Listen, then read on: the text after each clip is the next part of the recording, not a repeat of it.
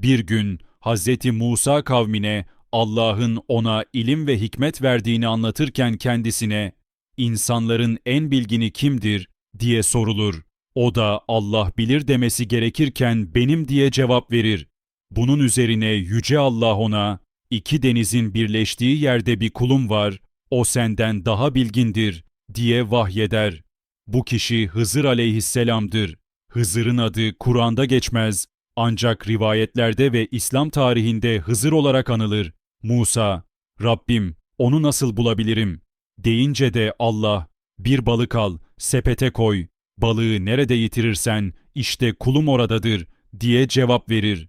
Musa aleyhisselam emredileni yapıp yardımcısı Yuşa aleyhisselam ile birlikte yola koyulurlar. İki denizin birleştiği yerdeki bir kayanın yanına geldiklerinde başlarını koyup uyurlar. Balık sepetten atlayıp denizde yüzmeye başlar.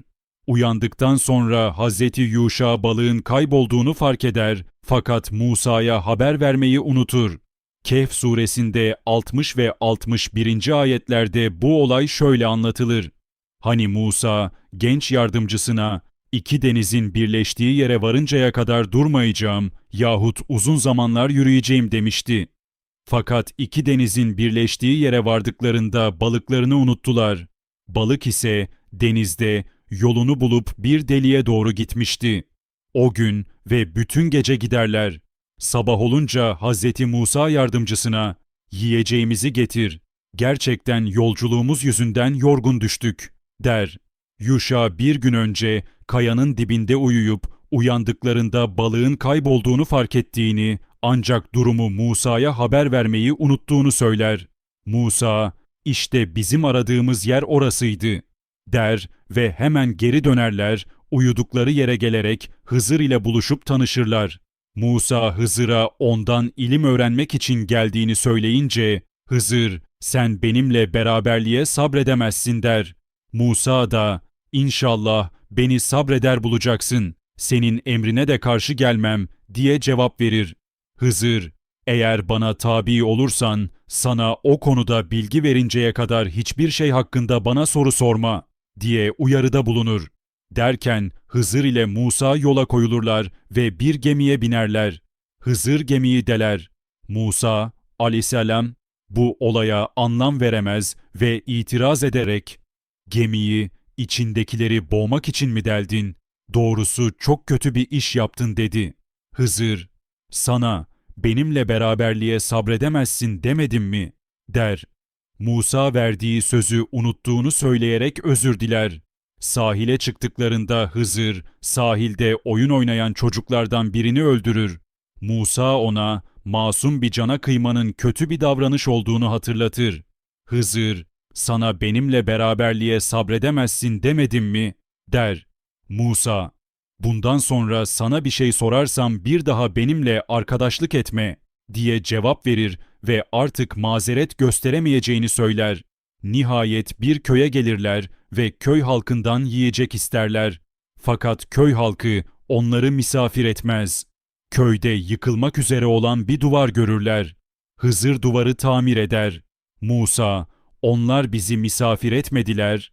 Dileseydin bu yaptığına karşılık onlardan bir ücret alırdın," der.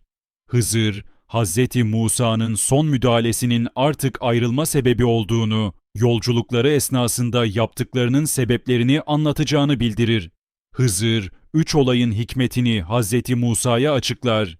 Birinci geminin delinmesi. O gemi denizde çalışan yoksullara aitti. Onu kusurlu hale getirmek istedim. Çünkü ileride her sağlam gemiye el koyan bir hükümdar vardı. Böylece gemiyi kusurlu yaparak zalim hükümdarın el koymasını engellediğini belirtir. İkinci çocuğun öldürülmesi. Oğlan çocuğuna gelince onun anne ve babası mümin kimselerdi.